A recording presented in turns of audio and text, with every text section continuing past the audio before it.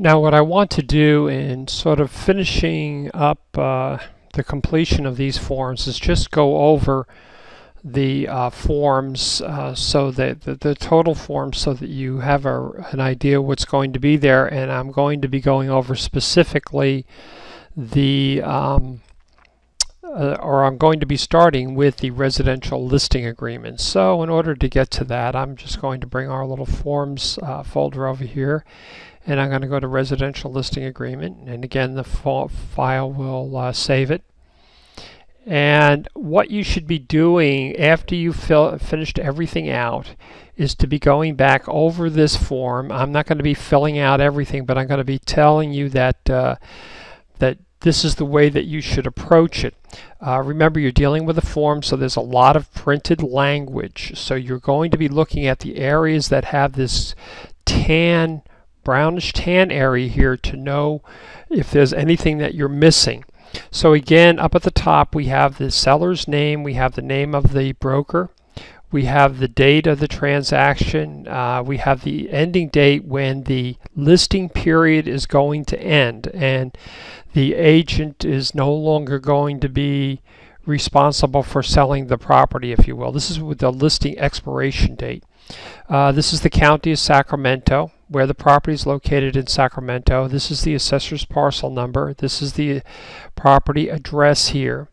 This is the area where we have any sort of personal property, is the way I look at it, that's going to be either included or excluded. If you have more information, you would put it in here. Remember that we initially put this in from the cover sheet. Okay, but if you had some additional things, you would put it in here. This is going to be the listing price of the property written out, okay, $450,000. This is going to be the compensation to the broker. And so what this is going to be where you either do a percentage or you write in an amount of money.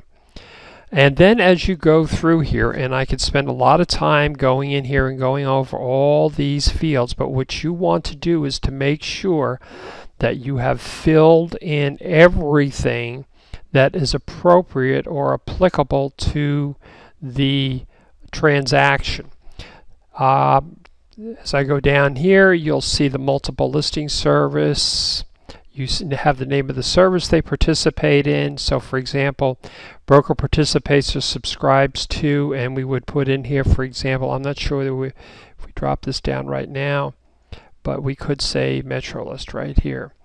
So again, I want you to make sure that you go down here. Notice there's not a lot. Everybody gets sort of overwhelmed with all this writing, not realizing that there is a lot of written information, but there's not as many things that you need to fill in. It's just a form is all it really is.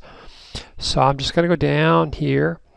This is any additional terms that we would have to the transaction, you know, such as we have REO, we have short sale. We just keep going down. We read these and to see if there's anything that's applicable to us at all. Down below is where you see where the seller is going to sign right here. Okay, their information, their date, they're the ones that are signing. Okay, move down a little bit more down the form, and then this is just picking up the seller's advisory form. Okay, and that's what's coming from there. So as you can see, please do not make this a very, very complicated document. Look at it as having a lot of written information that has been written by real estate attorneys that are working for the California Association of Realtors. So you're not the one that's writing the contract. They're the ones that are writing the contract. You're the one that needs to fill in the blanks.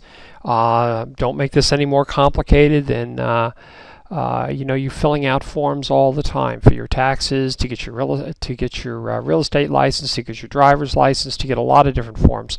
But again, just take one block at a time, look at it, see what it is, and then go ahead and look the information up and then put it in the appropriate block.